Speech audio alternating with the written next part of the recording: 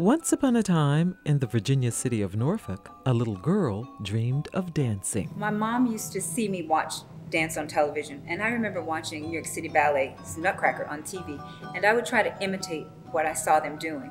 So she said to me one day, "Would you like to study ballet?" And I said, "Oh yes, Mommy, oh yes, Mommy." So she sought out to find the best school that she could find for me. That school was the Academy of the Norfolk Ballet. She auditioned and became the first African-American student in the history of the school. She was told she would have to be better. She couldn't just be 100%.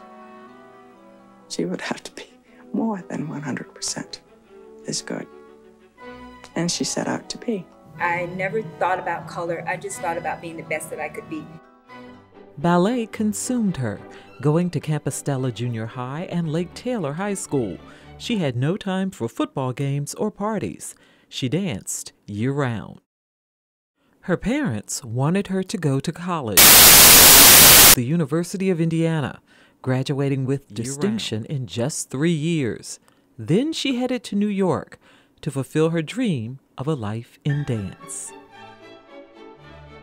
Around the same time little Lorraine Graves was mimicking the ballerinas on TV, a male ballet dancer in New York was making history. Arthur Mitchell helped break the color barrier in an art form where it was said a ballerina's skin should be the color of a peeled apple.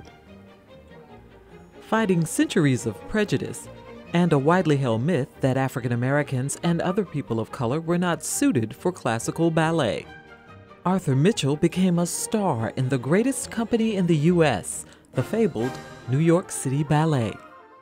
But in 1968, at the peak of Mitchell's career, the Reverend Martin Luther King Jr. was assassinated, and Arthur Mitchell knew he had to make a change in the world. With his teacher Carl Shook, they founded the Dance Theater of Harlem. It was Arthur Mitchell and Dance Theater of Harlem that welcomed Lorraine Graves to New York. At Dance Theater of Harlem, she danced roles that defined her amazing career and was a critically acclaimed ballerina around the world. She was breathtaking as the Princess of Unreal Beauty in Dance Theater of Harlem's famed Firebird.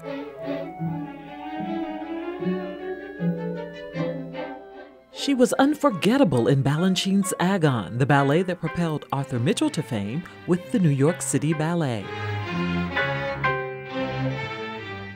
She was an ethereal beauty as Queen Myrta in Dance Theater of Harlem's groundbreaking Creole Giselle.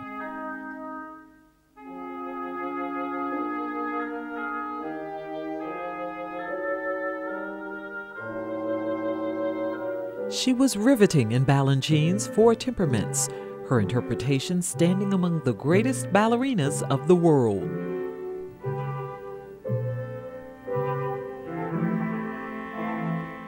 With Dance Theater of Harlem, Lorraine Graves performed for presidents and celebrities on 6 continents. She danced for Nelson Mandela in the New South Africa, in a theater that was integrated for the first time in history. She danced for adoring audiences as far away as the Soviet Union and Australia, and in Spain, Hong Kong, and Cairo. In Greece, she danced at the Parthenon. Dance Theater of Harlem shone in the world's spotlight, and Lorraine was an instantly recognizable principal dancer. When the time came to stop dancing, she came home to Norfolk to teach and inspire young dancers with her invaluable expertise and her life story. Today, for her students at the Governor's School for the Arts, Graves is a living link to Dance Theater of Harlem and its history.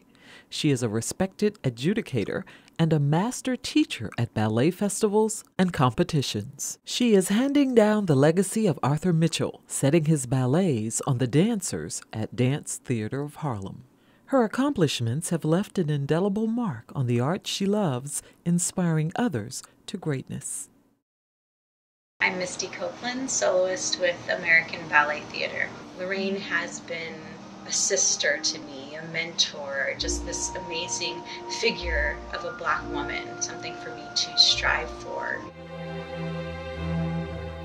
Today we honor an extraordinary life in the arts, Lorraine Graves, a superb ballerina, inspiring mentor and teacher, and a shining light, still showing the way for a new generation of dancers.